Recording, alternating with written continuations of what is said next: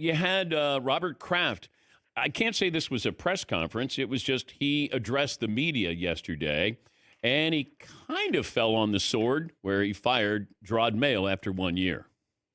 This whole situation is on me. I feel terrible for Jerod because I put him in an untenable situation. It was very hard because the personal relationship I feel for Jerod and the human being he is, and I felt guilty I put him in that position.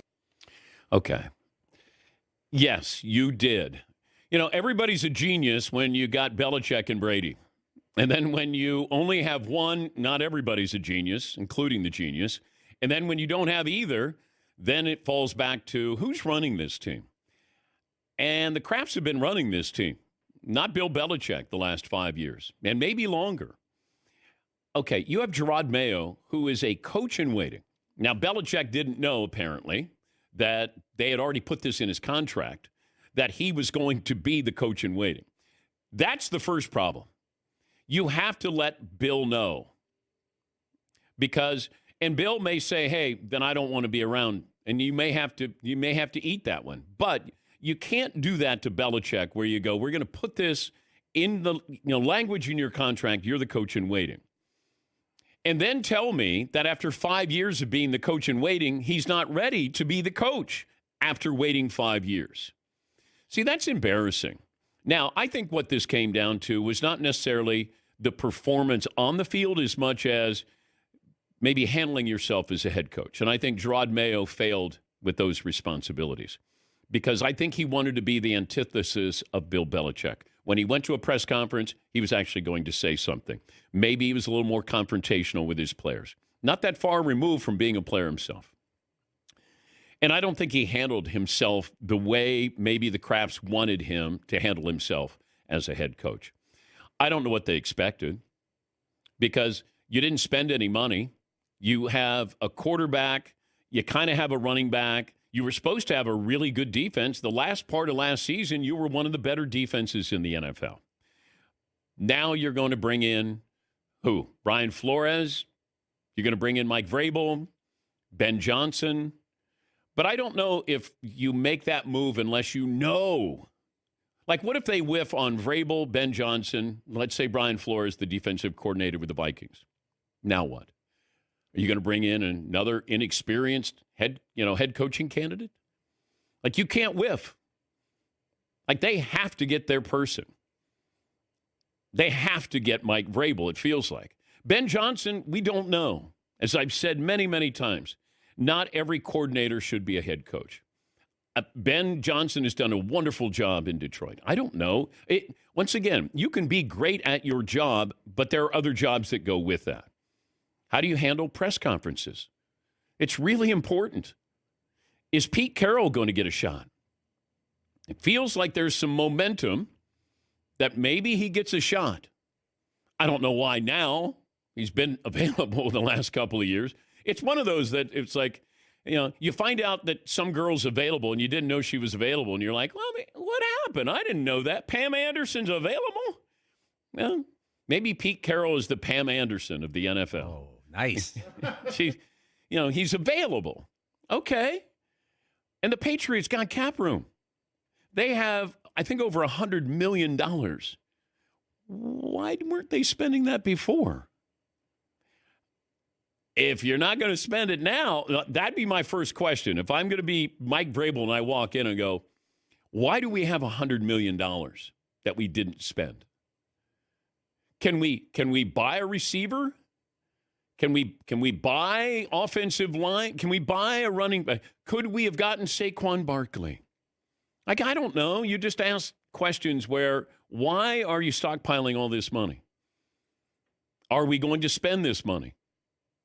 Now I'm interested in the job. If not, why would you take that job? Yes, you got Drake May, but you need more than Drake May. You're going to win 4, 5, 6 games? Okay. That's not the Patriot. The Patriot way is done. Okay, the Patriot way was Belichick and Brady. Let's be honest here. It's not the Krafts. It's Belichick and Brady. Because once the emperor has no clothes, it's pretty freaking cold. And that's what you have going on there. How did it get here? And it happened right before our very eyes. Yes, Paulie. That being said, even though it was an awkward day for the Patriots, could it have been the right decision because you have cap space and a quarterback that people like on a rookie deal? It's one of the more attractive jobs financially, not so much talent-wise, but financially. You have an open slate. Like if you're a new GM, which you'll actually have a GM or a coach, it seems like a blank slate. But I have to know if they're spending money. How involved are the Krafts? That's what I want to know. They got more involved, and I think to the detriment of the team. You didn't spend any money. How do you bring in a rookie coach and a rookie quarterback and don't surround them? This goes back to what happened with Andrew Luck. Every team should be reminded of that. If you're going to bring in a rookie quarterback, get an offensive line. Give him a couple of skilled position players. If not, then don't use the pick on a quarterback if you're not going to protect him. You know, like Bryce Young. Hey, Bryce, go out there and be a savior. That's not the kind of quarterback he is. Hey, Bryce, sorry you got to run for your life. Hey, Bryce, you suck. Come on over. Andy Dalton's going in. You didn't help him. Protect him. And New England didn't do that with Drake May. And as a result, you get rid of Jerod Mayo. And maybe Mayo wasn't the right guy to begin with. Maybe they made a mistake to put in the coach in waiting. But now you got to get Mike Vrabel. Because Vrabel gives you a culture. And I know that's one of those weird words, but Dan Campbell created a culture in Detroit. Like certain coaches create a culture.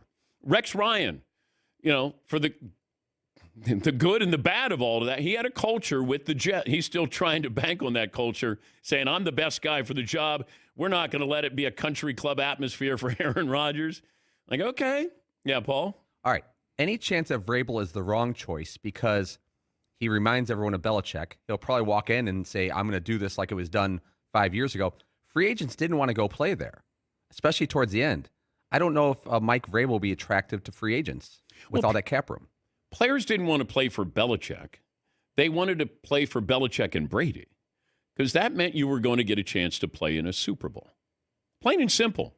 Like the last 4 years, did you hear players go, you know what, before I retire, I want to play for the greatest coach of all time? No. They said, even defensive players, hey, I'll put up with this, but I want to go and play with Brady. I got a chance. Chris Long, 1 year to play for, play in a Super Bowl, and he won one. They weren't going to play for the greatest coach in history. They wanted to play for the greatest coach with the greatest quarterback, the Patriot way.